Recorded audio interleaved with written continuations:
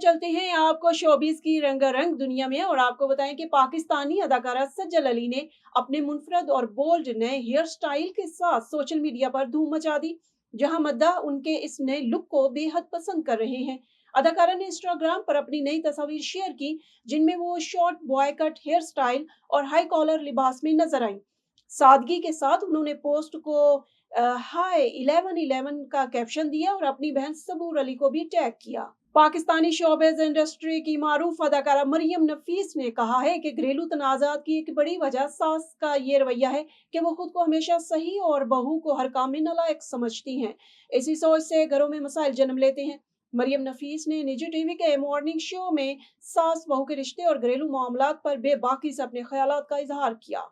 अदाकारा ज़ारा नूर अब्बास ने मां बनने के बाद खवातीन को दरपेश जिस्मानी तब्दीलियों, बॉडी शेमिंग और वर्किंग वुमेन्स पर मुआशरती दबाव के खिलाफ खुलकर आवाज बुलंद की है।